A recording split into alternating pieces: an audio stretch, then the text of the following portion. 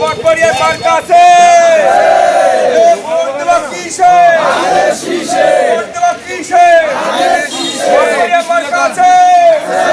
দর্শক মণ্ডলী আসসালামু আলাইকুম। আমি এই মুহূর্তে আছি পিরোজপুরের মঠপুর উপজেলা তুষখালী বাজারে। আমি যদি আপনাদের জানিয়ে রাখি যে তুষখালী বাজারে আগামী জাতীয় সংসদ নির্বাচনকে কেন্দ্র করে বিএনপির মনোনীত প্রার্থী আলহাজ রুহুল আমিন দুলালের পক্ষে বিএনপির নেতৃবৃন্দ বিভিন্ন অলিগলিতে লিফলেট বিতরণ করেছেন। লিফলেট বিতরণ অনুষ্ঠানে উপস্থিত ছিলেন মঠবাড়িয়া উপজেলা বিএনপির সাবেক সাংগঠনিক সম্পাদক অলিউজ্জামান রিপন মাতুব্বর।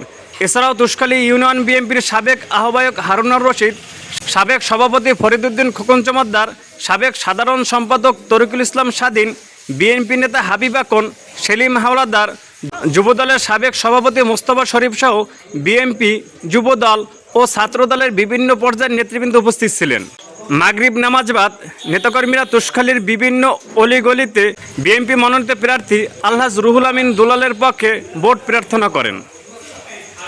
এ সময় মঠবাড়িয়া উপজেলা বিএনপির সাবেক সাংগঠনিক সম্পাদক অলিউজ্জামান রিপন মাতুব্বর বলেন, একদম তুষখালী ইউনিয়ন কর্তৃক আয়োজিত ত্রয়োদশ জাতীয় সংসদ নির্বাচনের জননেতা রুহুল আমিন দুলালকে দেশনায়ক তারেক রহমান যিনি ধানের শীষ প্রতীক দিয়েছেন, সেই ধানের শীষ প্রতীকের নির্বাচনী প্রচারণা আমরা ইতিমধ্যে শুরু করেছি।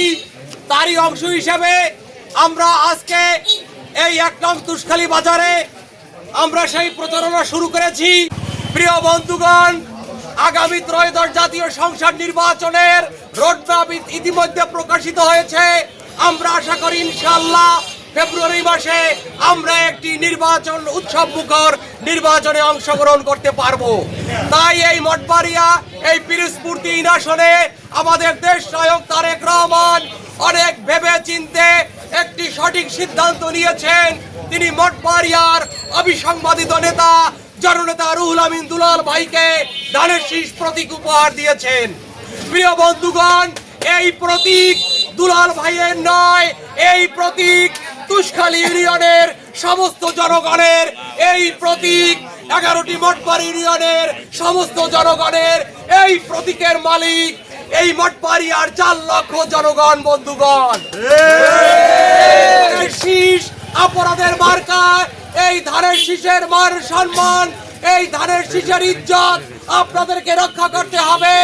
আপনারা এই আগামী নির্বাচনে ধানের শীষে বিপুল ভোটে জয়যুক্ত করে মঠবাড়িয়া থেকে রুহুল আমিন দুলালকে আমাদের মহান পার্লামেন্টে প্রেরণ করবেন। বন্ধুগণ,